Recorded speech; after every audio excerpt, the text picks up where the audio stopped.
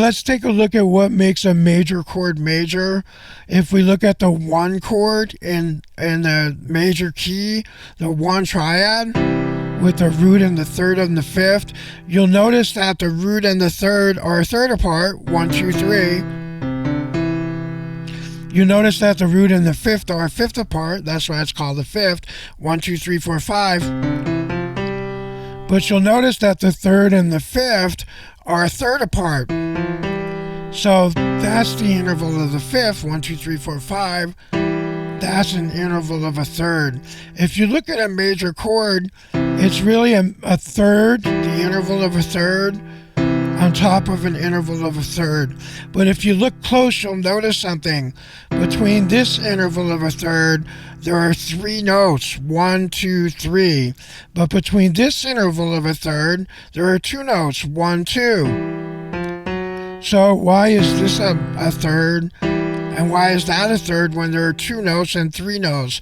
Well, this is called a major third because it's farther apart. There are 3 notes between it, so any interval that has 3 notes between it is a major third.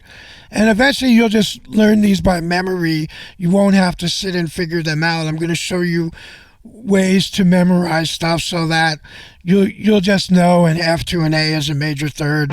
You won't have to look to see if there are 3 notes apart. Eventually you just learn that F to A is a major third. You just learn it. It's like learning 2 times 2 is 4. So we have a major third because those are 3 notes apart. On the fifth note of the scale, or the fifth chord, the root and the third are 3 notes apart. That's a major third. So the reason we call a major chord, the 1, the 4, and the 5 chords in a major key are the 3 major chords, because the first interval of a third has 3 notes between it, which we call an interval of a major third. Why do we call a minor chord a minor chord? Well, let's look at the other chords in a major key. We said the 1, 4, and 5 are the 3 major chords. Well, the 2 chord is minor. And it sounds sad if we stay strictly in the key of C, playing all the white keys, no sharps or flats. We see that D is a minor. Why do we call D a minor? Well, if you look between the first and third note, the interval of a third, between the root and the third, there's only 2 notes. So we call this chord a minor third because the distance between the root and the third, there's only 2 notes between it. So this is a major third because there are 3 notes between it, and it's a third, 1, 2, 3. And this is a minor third because there are 2 notes between it, but it's still a third, 1, 2, 3.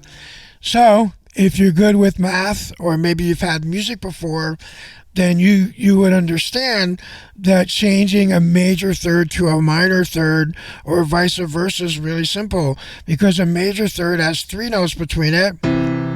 All you have to do is lower the third, and then you have a minor, because now there are 2 notes between it. So to take any major third of an interval of a major third and make it minor, you lower the third. That's a major third because there are 3 notes between it. But what did we say a minor third is? 2 notes between it. So if we take this third and drop it down a half step, it becomes a minor third. So the way that we change a major chord to a minor chord is we take the first interval of root to third, which is major, and we lower the third and make it a minor.